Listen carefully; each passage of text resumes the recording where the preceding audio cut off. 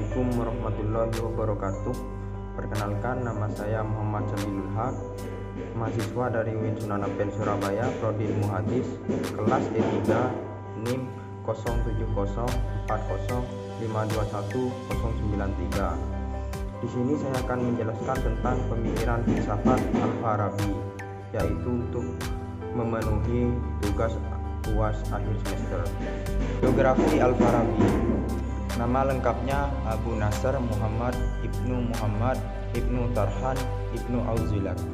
Di kalangan orang-orang Latin abad tengah, Al-Farabi lebih dikenal dengan Abu Nasr.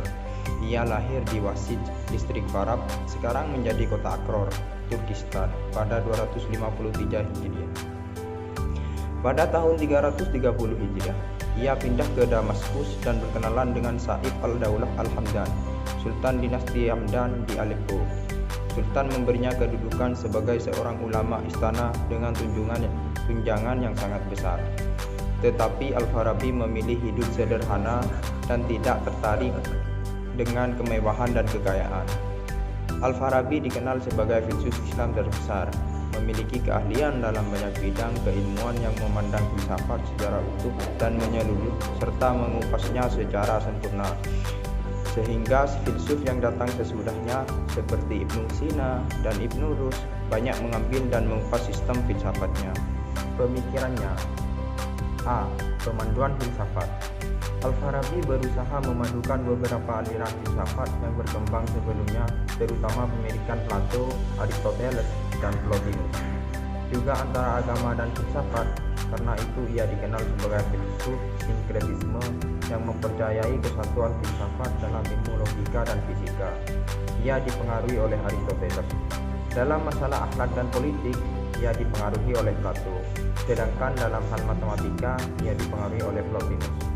Untuk mempertemukan dua filsafat yang berbeda seperti duanya Plato dan Aristoteles mengenai idea, Aristoteles tidak mengakui bahwa hakikat itu adalah idea, karena apabila itu diterima, berarti alam realitas Aristoteles ini tidak lebih dari alam khayal atau sebatas pemikiran saja.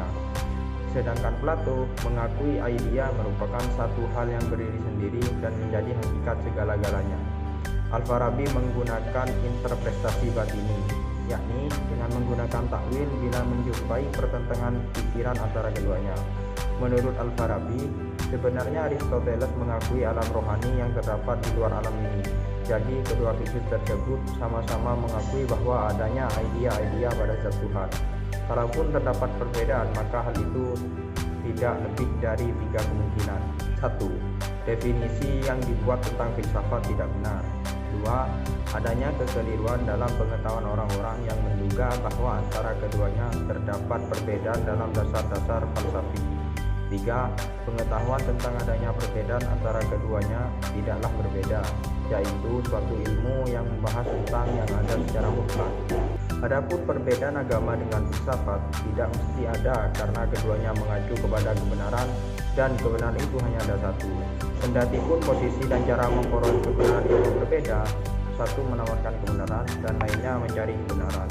Kalaupun terdapat perbedaan kebenaran antara keduanya, tidaklah pada hakikatnya, dan untuk menghindari itu digunakan takwil filosofis.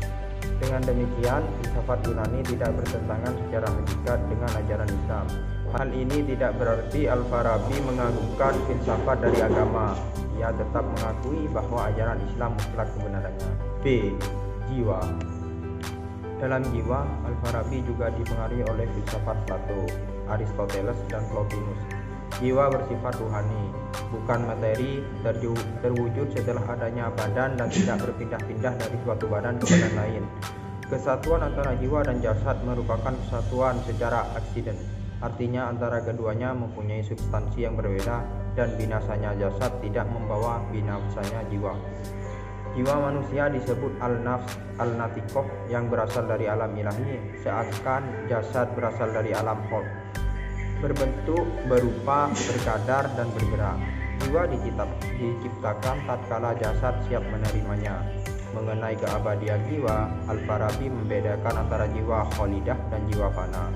Jiwa kholidah yaitu jiwa yang mengetahui kebaikan dan berbuat baik serta dapat melepaskan diri dari ikatan jasmani. Jiwa ini tidak hancur dengan hancurnya badan. Politik. Pemikiran Al-Farabi lainnya yang sangat penting adalah tentang politik yang dia tuangkan dalam karyanya Al-Siyas Al-Madiniyah, pemerintahan politik, dan Ara Al-Madinah Al-Fadilah, pendapat-pendapat tentang negara utama. Banyak dipengaruhi oleh konsep Plato yang menyamakan negara dengan tubuh manusia. Ada kepala, tangan, kaki, dan anggota tubuh lainnya yang masing-masing mempunyai fungsi tertentu. Yang paling penting dalam tubuh manusia adalah kepala, karena kepalalah otak segala perbuatan manusia dikendalikan. Sedangkan untuk mengendalikan kerja otak dilakukan oleh hati. Demikian juga dalam negara.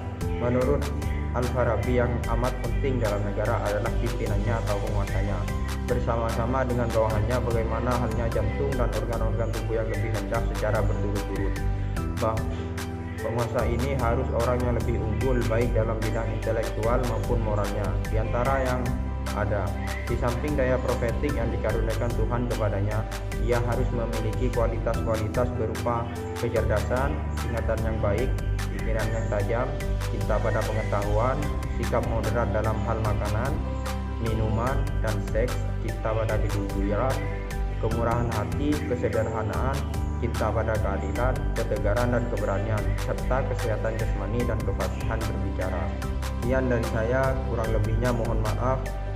Apabila ada tutur kata yang kurang berkenan, saya mohon maaf. Wabillahi taufiq wal hidayah. Assalamualaikum warahmatullahi wabarakatuh.